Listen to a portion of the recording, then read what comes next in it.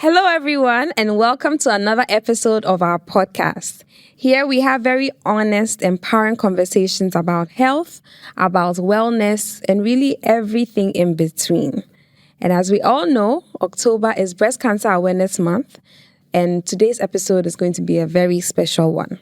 We're joining voices with an expert and a survivor to raise awareness, to encourage early detection, and also to remind every listener, men and women alike, that knowledge truly saves lives.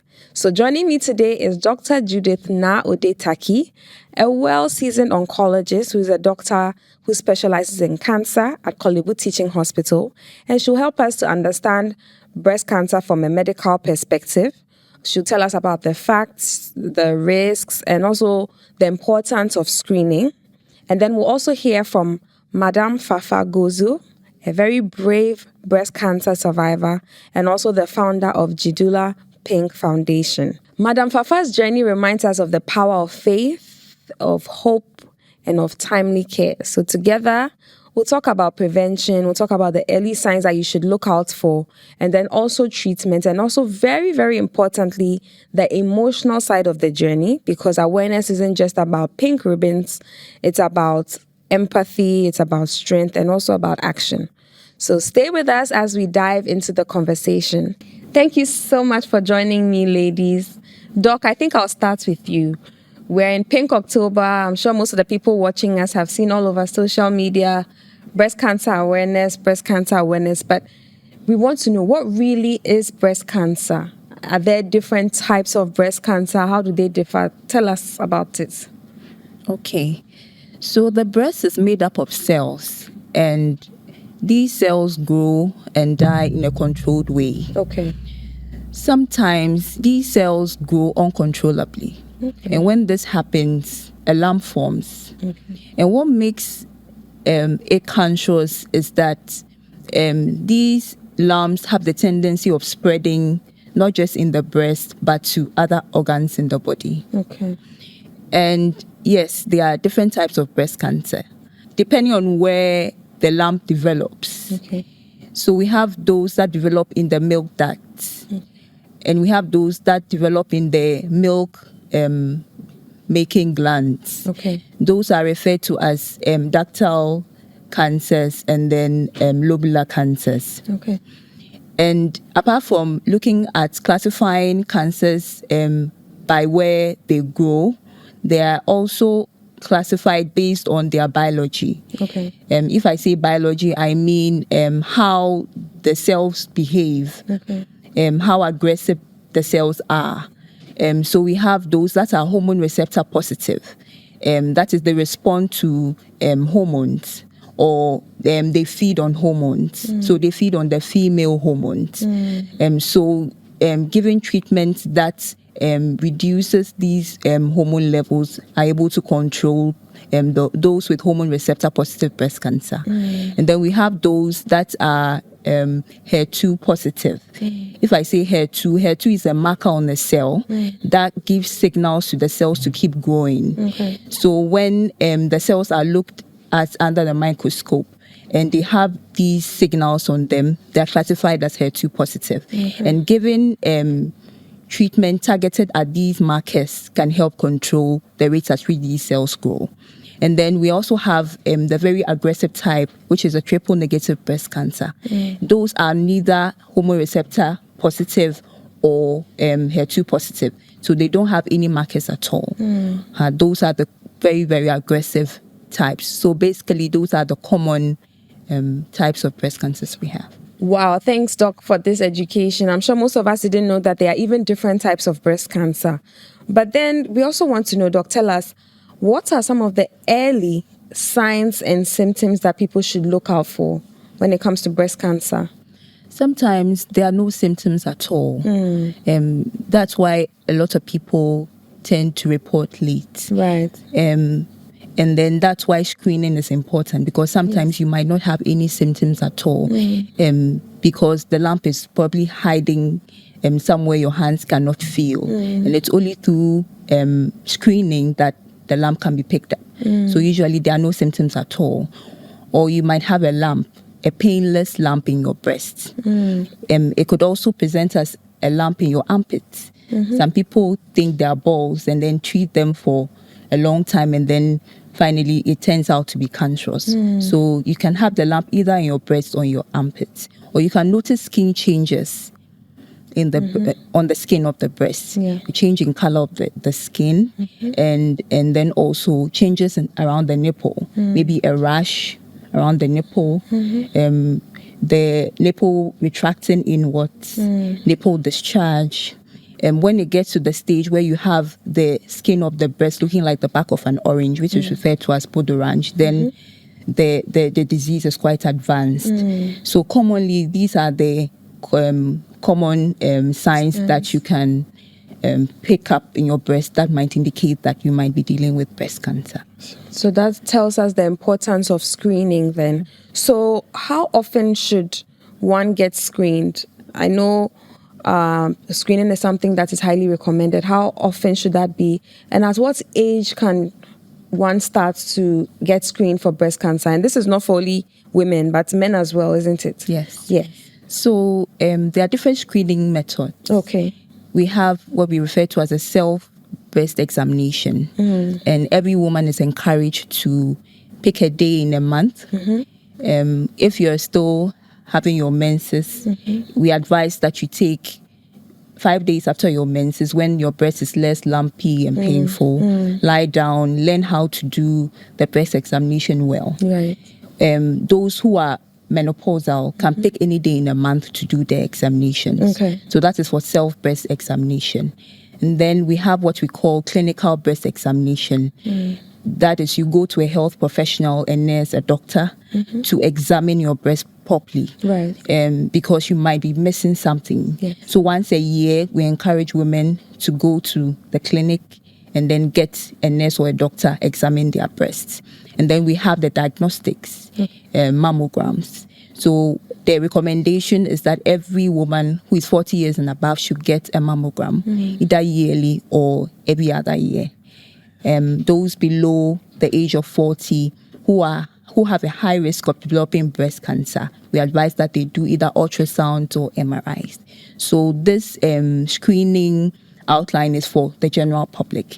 However, for those who have a high risk of developing breast cancer, those with a positive family history, those people are at a higher risk of developing breast cancer. So they start their screening quite earlier. Okay. So by the age of 25, you should start getting screened. Okay. So this goes to say that screening is important for everyone, but if there's a family history of breast cancer, then there's a need for you to be more aggressive about the screening. You need to start from the age of 25, you said they can start their screening, and to make it a habit, right? Yes. To make sure that you're always getting screened. Yeah. In this month of October, which is Breast Cancer Awareness Month, I'm aware that there are several clinics, facilities, and even organizations that are offering free breast cancer screening. Some diagnostic centers are also offering discounts on mammograms and ultrasound. So this is a perfect time for you to go out there and get screened and to get your mammogram done. Livingstone Foundation, I can speak for us, which is Stoneboys Foundation, has an annual free breast cancer screening, which is done every year. And this is we have people that come every year and they know that they're going to get their free breast cancer screening. So this is a great time to get your free breast cancer screening. Okay, Doc, so when it comes to the treatment options for breast cancer, what are the options that there are for patients that are diagnosed? So the treatment options for breast cancer depends on the stage and the biology of the disease. Right. So when I say stage, I mean the size of the lump, if there are lymph nodes in the armpits, and whether the disease has spread to other organs or not. So depending on the stage and how aggressive the disease is, that determines the treatment options that are available for you. So for those with early stage disease, so there's surgery where the lump can be taken out and your breast conserved, after which you might have chemotherapy or not. And then depending on the biology of the disease, if your disease is hormone receptor positive, you'll be put on hormonal tablets for about 5 to 10 years. Once you get your breast conserved, you need to have radiotherapy. So those are the treatment options for those who present with early stage disease. However, if you come with advanced disease when the lump is quite big and doing surgery upfront is not possible, then we need to give you chemotherapy.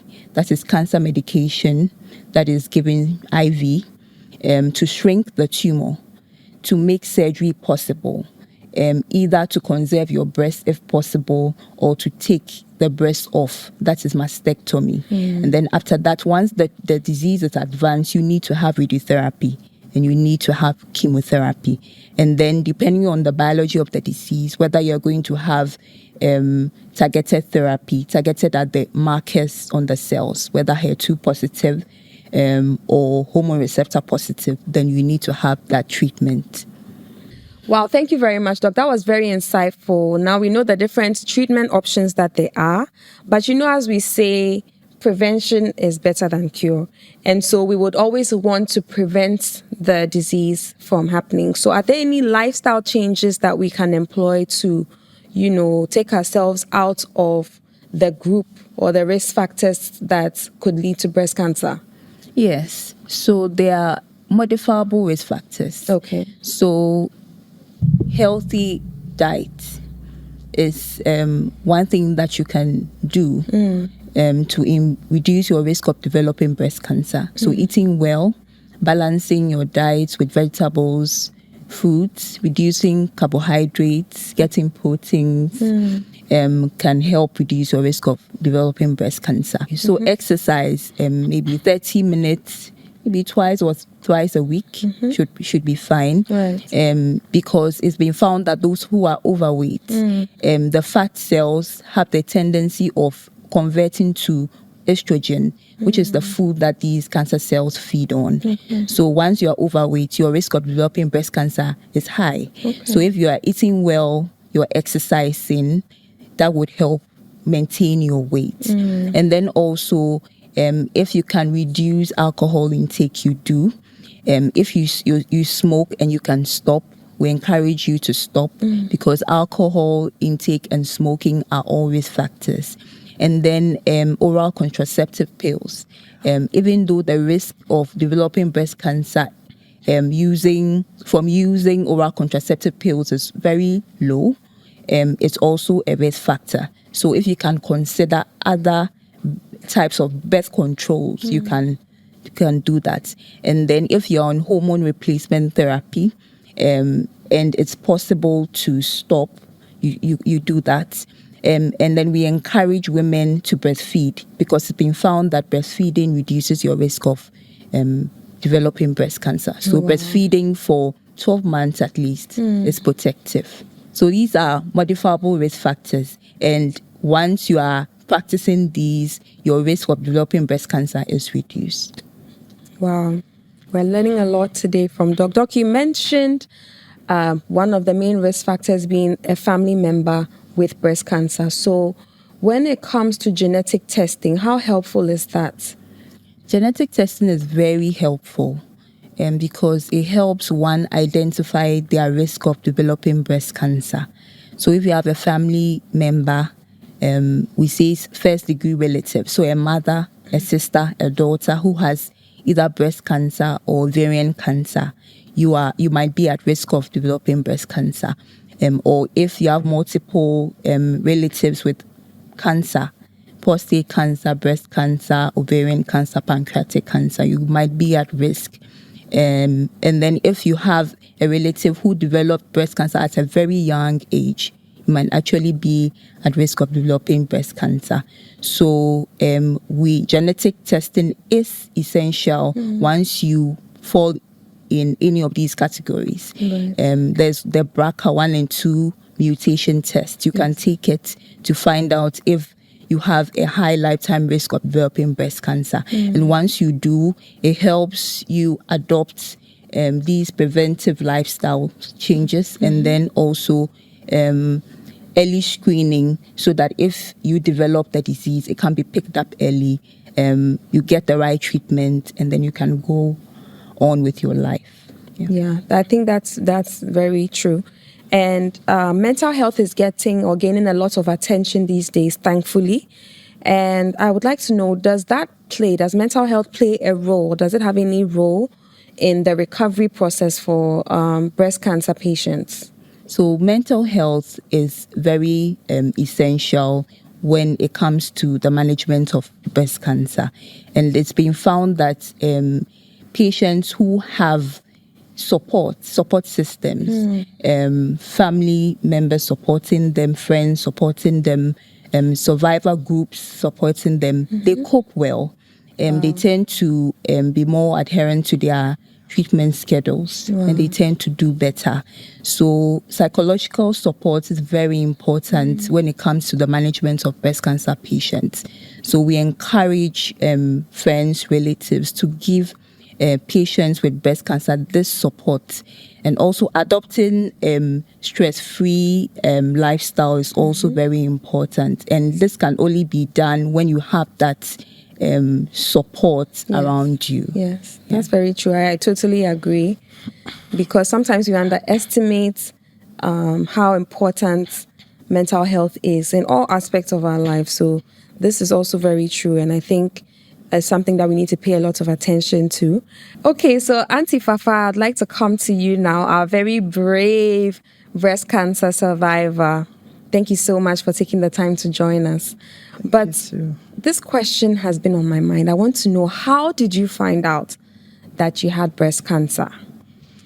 Okay, so I'll begin by saying my day started that day like any other day. I woke up going about my normal house duties, and when I was getting ready to leave for work, I was prompted that I didn't have enough milk for the baby. So I decided to express before leaving. But unfortunately, my pump didn't work. So I had to do it the manual way. Then I detected something, a very tiny lump in my breast. But I realized it was very hard. So I got alarmed. But because I was running late for work, I just ignored it and left.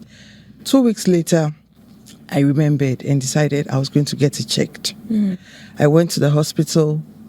One thing led to the other, one test to the other, and finally the results came out and I was diagnosed with invasive carcinoma. Wow. You won't want to, I don't know, but you can only imagine how I felt that day. It was like my whole life came crashing right in front of me. Because the first question that came on mind was, breast cancer with a baby? How am I going to survive it? It was very devastating. It was a very difficult one. Yeah. Wow.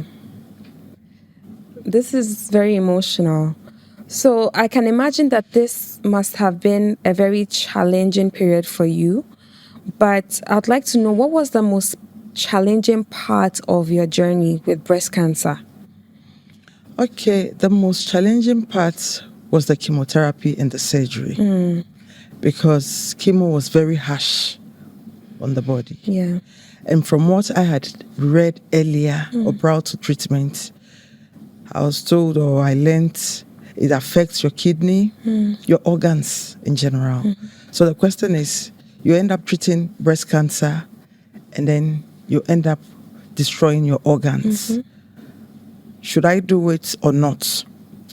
So the first thing I did is I resorted to the herbal treatment. Yes, I resorted to the herbal treatment because from what I had heard, everybody was like, oh, everybody I know who did chemo lost the battle. So there's no need even doing chemo. So I went to a herbal hospital. I spoke to the herbalist. He gave me a lot of things to come and take at home, which I did. But after some time, I realized the lump was getting harder and it was increasing in size. So I called him and he said, some cancer cells are stubborn. So mine is the stubborn type. And I was like, wow, how come you didn't say all of this from the beginning? From the beginning. Yeah. And I just told myself, okay, it's time to go back to the hospital, right? Which I did. So I started with chemotherapy. I actually went for counseling before I started the treatment in general. So I had a fair idea what to expect and what not to expect. Yes. Chemo was very harsh, but I knew what to do and what not to do. So I went through. After chemo, I had to do a surgery. And that was the most difficult part because I kept having nightmares about dying. Right. The voices kept coming. Oh, no. When you go to that theater, you're not coming back. When everyone is asleep, that's when the voice comes louder. Yeah. So it was very difficult. At a point, I said, okay, I'll do it next week. And then I changed it again. And I postponed it to another week. But after some time, my husband was like, no, we have to do this once and for all. Yeah. And he kept saying, it's better to try and lose than not trying at all. So I ended up at the theater and I took the whole breast out because at that point, it looked like things were very bad. Right. So they had to take the whole breast out. Yeah. That must have been very difficult. It was. Yeah. After that, I went back for radiotherapy, which I did for 6 weeks. When I thought everything was fine, the doctor now said, you have to go back to the theater to take your ovaries and your fallopian tubes out. Because in my situation, I shouldn't produce estrogen. Right. So once you have your fallopian tubes and ovaries working, you definitely produce estrogen. Yes. So I had to go back to theater and take those things out. And that has forced me into early menopause. And as we all know, the side effects of early menopause, mood swings here and there.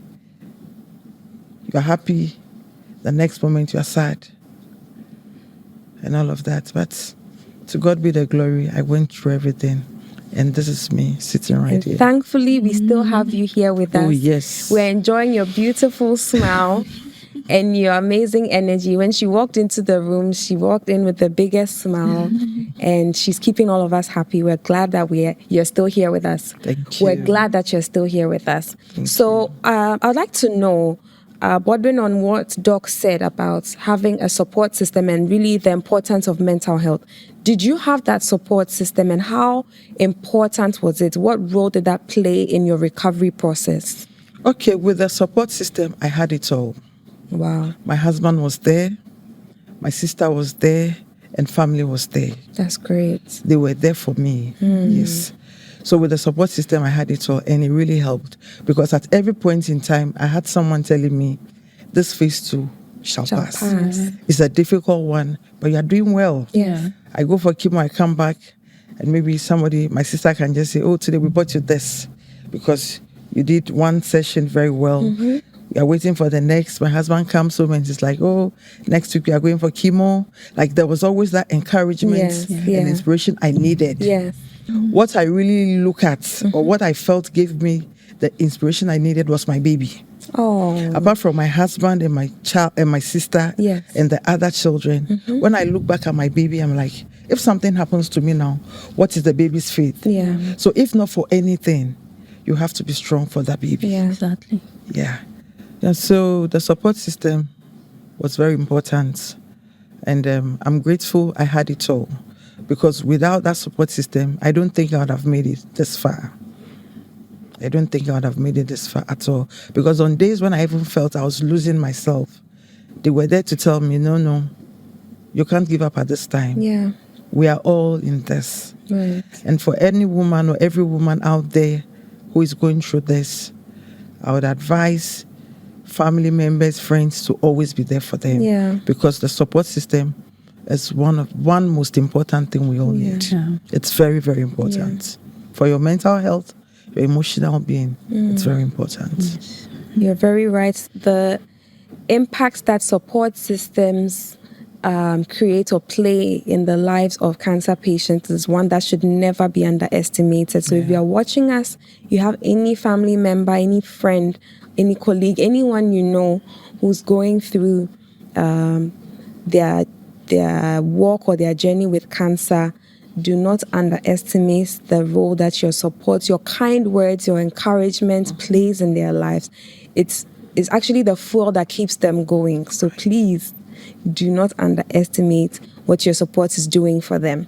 So, Auntie Papa, I'd like to know, how has surviving breast cancer changed your outlook on life when you look back at it? Surviving breast cancer has given me a different perception about life. Yeah. Because there are lots of things we all take for granted. We tend to look at the problems and forget about the good things that happen. Yeah. We always dwell on what is not going on right and forget about the ones going on right. Yeah. Since my recovery, I have seen life in a different way. And this time it's not just about living, but living with purpose. Yes. It's not just about living, Yes. but living with purpose. Because I tend to appreciate life more now. Yeah. Not until things like this happen to you, you take a lot of things for granted. Yeah. But when you get there, what the doctors are telling you is 50-50. And you are not asking yourself, okay, let me try. If I lose, that's it. If I win, my gain. Yeah. So this has just changed my perception about life. And this time, I'm living with purpose. And that is why I'm sitting here. Yeah. Initially, I didn't even want anyone to know I was going through this. So it was just my husband, my sister, and our 2 friends. Even my parents didn't know. Wow. Because I was scared. Yeah. I didn't know how they were going to take it. Take it, yes. It was after some time I realized, no, it is time to let them know this is what you are going through. And I was scared because of the stigmatization. Yeah. People are just concerned about, have you heard? Have you heard? Have you heard? Have you heard? Not thinking about what you are going through. Yes. Yeah. So with the stigmatization, I think we have to put an end to it. Yes. It's very bad. Yeah. Yeah. Please. We don't sit here just to talk about the topic, but we're learning about the parts of the struggle that we otherwise would not know. So, yes, the gossip here and there, these are things that people would naturally want to do, but turn that around into support. Instead of calling someone to find out, have you heard, like Auntie Fafa is saying, why don't you go out to reach out to the person and offer support, offer help in any way that you can? And that would go a long way to help even in the recovery of your friend, your colleague. You never know. So talking about living with purpose, as you said, I know that you have a foundation called the Jidula Foundation. And when I heard the name, I was so happy. And I said, how can I support? Because that's the name of my daughter. And so please tell us about the Jidula Foundation and what you're doing. I know you are involved in a lot of advocacy since your recovery and also some support groups. So tell us about it. How can people support? How can people come on board? The Jidula Pink Foundation is my foundation. Okay. And I spoke about living with purpose. Yes. I asked myself, after all you've been through, what next? Yes. What can you do with this pain? And I said, no, I have to turn this pain into purpose. Yes. And that is how come the Jidula Foundation came about. So we are into creating awareness and education. When we look back at our communities or people who live in the villages, the message about breast cancer is not there yet. Everything is just in Accra. Yes. So we have decided to take it to the villages. Wow. And I'm going to start from the Volta region. Wow. The Volta region, because that is where I come from. Yeah. Charity, they say, begins at home. Of course. Yeah. But before then, I do a lot of advocacy, community advocacy. People invite me. We do Zoom. We try to educate people and create a lot of awareness. Wow. Yes.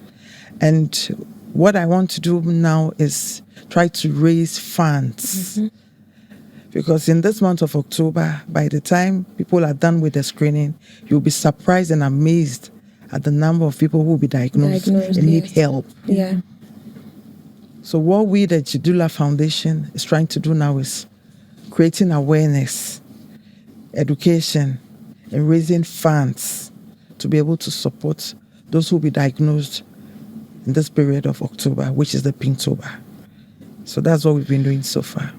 Wow, Auntie Fafa, this is such great work you're doing. I must commend you. Thank you. Because you didn't just recover and go back to your life. You are deciding to live with purpose. Yeah. You're deciding to create impact in the lives of those who otherwise may not have been presented with the opportunities that you have. Yeah.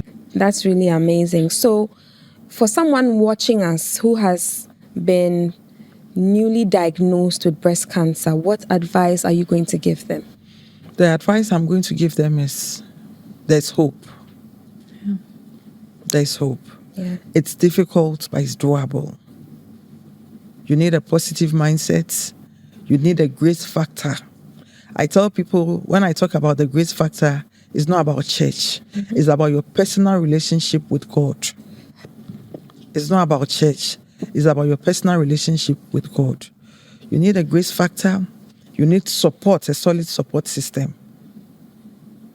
So to anyone out there watching us, my advice to you is there is hope.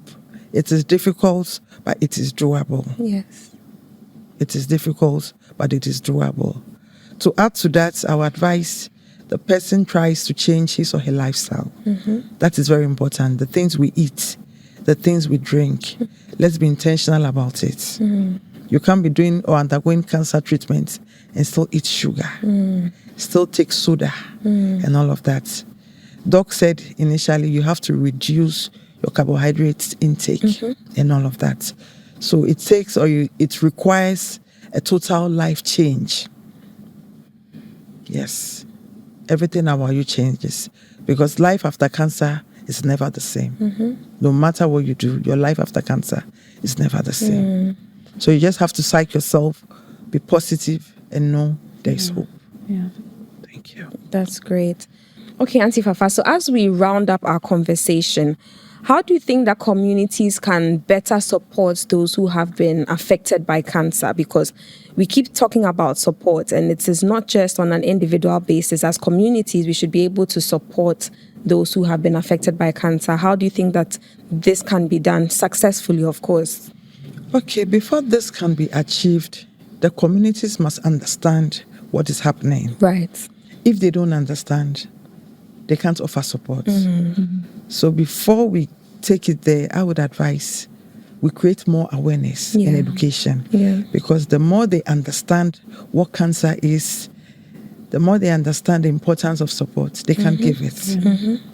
So the first approach to that is we need to create more awareness and education. Yeah. Once they understand, then they can now offer the support the individual needs.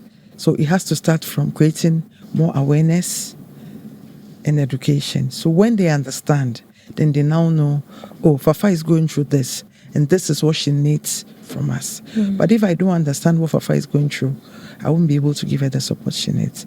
So by creating more awareness and education, they would also get to understand better, and then they can help better. That's very true. And this lies on all of us to try to create awareness. If you have a friend, a colleague, anyone you know who has been affected by this condition, as well as you're showing, if you have any colleague, anyone you know who is going through the struggle with breast cancer, not only are you going to offer your support to them, but you're also going to sensitize everyone around to be sensitive to the condition that the person is currently going through, and then also to offer support. So I think that this is very true and it's very important. Thank you so much, ladies, for joining me for this conversation. It's been very insightful, and I think that our viewers have also learned a lot, and we're going to go on and pass the message on. We're not just going to gatekeep. We're going to pass the message on to friends and loved ones and everyone around us. Thank you so much, ladies, once again for joining me today. I have some gifts for you. Auntie Fafa, this first one is for you. I have some products from Unichem Ghana. The first one is VitaFizz. I know you are very much into natural herbs and all things natural. So this is actually an immune support or an immune booster. It contains vitamin C and zinc, and then also some natural herbs like ashwagandha, tulsi, and then ginger root. And it's very good for detoxifying the body and also increasing energy levels, which is something I know you like to have. So I have that in here, and I have some other goodies in here. It comes with a shaker. Usually when you buy it in the pharmacy, it comes with this shaker, so you put it in there and then you sip all through the day. And I also have some other fun goodies for you. So this is the first one for you, and then I also have a rice cooker for you. I know you've told us to cut down on our carbs, so you're going to be cooking brown rice and black rice in this. Exactly. So this is something small for you, and thank you so much for coming on the show. Thank you too. All right, Doc. So I also have a package for you. It's got a lot of goodies in there. My favorite, of course, being VitaFizz. As you know, it has all of these natural herbs like ashwagandha, which helps with anxiety and so on. So this is something small for you from Unikem Ghana, powered by Luwex. Thank you so much for joining us. Thank you. All right, guys, thank you so much for joining us on this episode of our podcast. We've learned so much, and I believe that we're going to pass the message on. It's still Pink October. Take advantage of the season, get screened, go out there and spread the word, and we'll see you on our next episode. Bye. Okay.